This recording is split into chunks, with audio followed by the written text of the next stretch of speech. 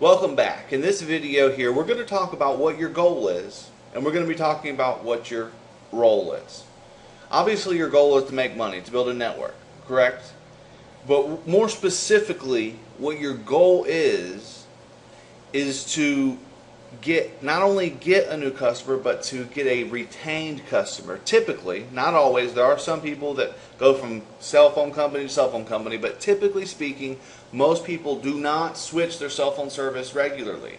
If they switch their cell phone service and they have a positive experience through the process, and if they get good coverage or good service with their phone, then typically people hang around. And that's a beautiful thing about this business, because it helps you build a network without constantly having to get new customers just to replace old customers that you lost. Okay, so that's what your goal is to get retained customers.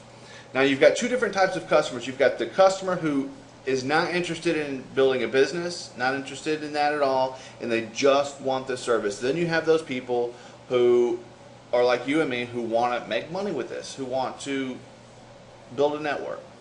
And the people who get into Solavei, the people who use the Solavei service, I guess I should say, who are coming at it with a business perspective, those people are willing to push through different hurdles or obstacles, or to not give up, because they realize, when I get through this process, I'm able to sell this product and make money doing that. But to a person who's not interested in a business, okay, if they have all these complications, they're going to get frustrated and just leave.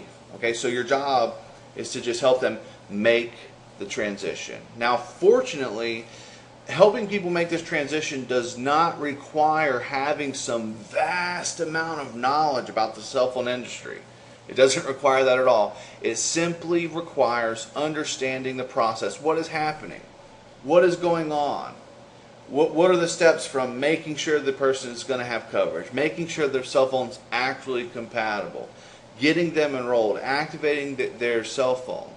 Pretty much those steps right there. You have to be ready at any point in time for a customer to reach out to you and say, I'm lost. I don't know what to do here. My number is not transferring over. Oh my Lord, I'm paying for 2 cell phone bills.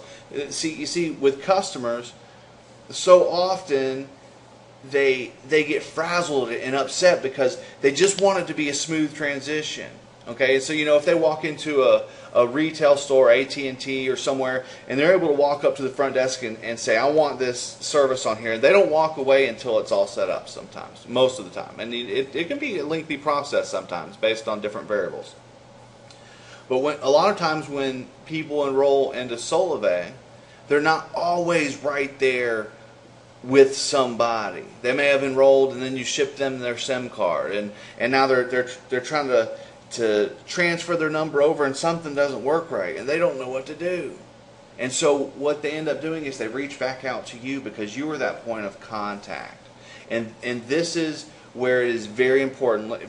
Listen very closely to me. If you can't get this, just walk away, okay? You are your customer's point of contact. You are your customer's customer support. Yes, there is a Solavei customer support, but it's your customer. If you want to retain that customer, then you need to make sure that they're taken care of. And I understand that most of us don't run a Solavei business on a full-time basis. This is something that we do on the side, or something that we're growing to be a full-time thing. And so we're not all sitting around waiting Monday through Friday, 9 a.m. to 5 p.m., sitting by the phone waiting for a customer to call so that we can help them with this process. You don't have to be there 24/7. You simply have to make sure that your customer does not feel ignored. Okay? When they call your cell phone, something on your voicemail needs to say something to the effect of, if you are calling about phone support or needing help with your Solavei, simply leave a message and I'll reach back to you. Check your messages. Get back to the customer. If you get a text message from a customer, I need some help with this, just simply don't ignore it.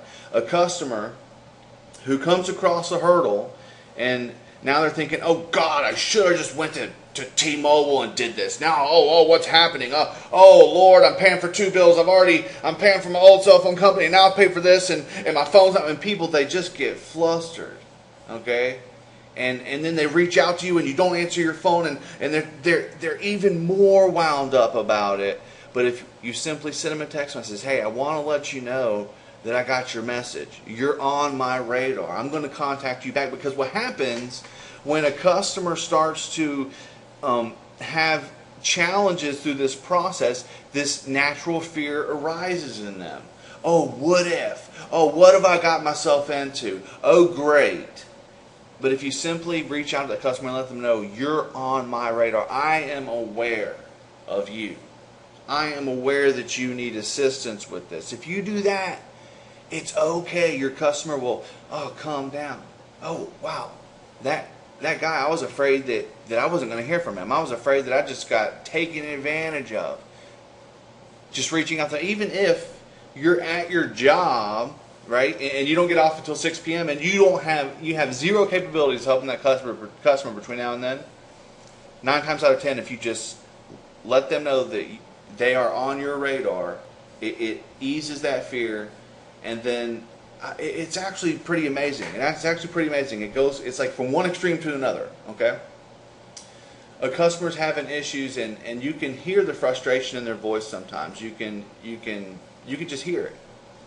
And you can tell sometimes the way they'll come at you is if like, oh, did I get taken advantage of? Are you taking advantage of me?